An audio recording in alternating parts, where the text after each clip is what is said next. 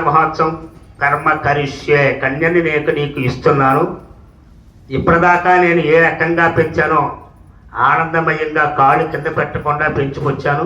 ఇక పైన నువ్వు కూడా అలా చూసి అమ్మాయికి అన్ని వేళల పనిపాట్లతో సహా అన్ని విద్యలతో సహా మీ అత్తవారింట మెప్పు పొందడానికి మీ వంశం వృద్ధపడానికి నీకు నేను ఇస్తున్నాను సుమా అని చెప్పని యజ్ఞ యాగాది క్రతువుల్లోనూ అనుష్ఠాన కర్మల్లోనూ అలాగే సంధ్యావందనాది పూజా కార్యక్రమాల్లోనూ వ్రత పూజాది కార్యక్రమాల్లోనూ నిత్యము ఏ యాత్రలకు వెళ్ళినా నీ కూడా ఆ అమ్మవారిని తీసుకువెళ్ళి లోక కళ్యాణార్థం మీరు ఆది పురుషులు కాబట్టి ఆ లోక కళ్యాణార్థాన్ని మంగళకరంగా చేస్తామనేటువంటి ఉద్దేశంతో నీకు నేను పిల్లనిస్తున్నాను అని అప్పుడు అందజేశాడు 8వ ఏట అమ్మాయిని. ఆ కన్యాదానం ఆ రకంగా కన్యాం కనక సంపన్నాం కనకం భరేజితం సంభవే దిగేత బ్రహ్మలోకే దిగీశయ అని మరి ఇంకో మంత్రం చెప్పించాడు. దశపూర్వేషాం దశాపరేషాం మధ్వాంశానం శాశ్వత బ్రహ్మలోక శివలోక విష్ణులోకం. ఏమిటి లోకాలు అంటే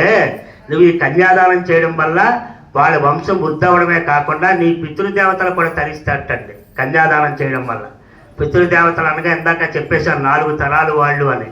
వాళ్ళు తరింపబడాలి అంటే వాళ్ళు ఉత్తమ లోకాలకు వెళ్ళాలి అంటే వాళ్ళు బ్రహ్మలోకంలోకి విష్ణులోకంలోను రుద్ర శివలోకంలోనూ వాళ్ళు ఉండాలి అంటే ఇలాంటి పుణ్యకార్యాలు నువ్వు చేయాలి ఉస్మా అని ముందుగానే వాళ్ళు మహాసంకల్పంలో తెలియజేశారు. కనుక ఆడపిల్ల ఉంది కాబట్టి కన్యాదానం చేశారు. మరి మగపిల్లాడు ఉంటే పరిస్థితి ఏంటి?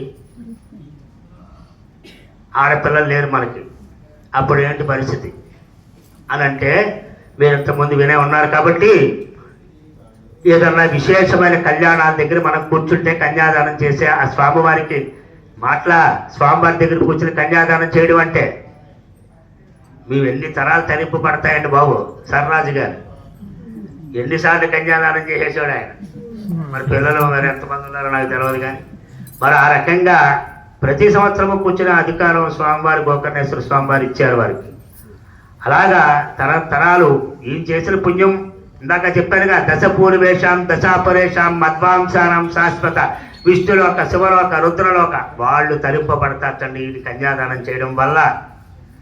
కనుక ఆ యోగాన్ని పోగొట్టుకోకుండా మీ వంశీకులందరూ కూడా చక్కగా అలా చేయడానికి సిద్ధపడి ఏం ఖర్చు అవుతుందో తెలియదు కానీ చక్కగా స్వామివారికి ఖర్చు పెట్టుకుని మరి ఆ కన్యాదానాలు స్వామివారికి చేసుకుంటూ మీ వంశం వృద్ధి అవ్వాలని కోరుకుంటూ ఉన్నాను. అలాగా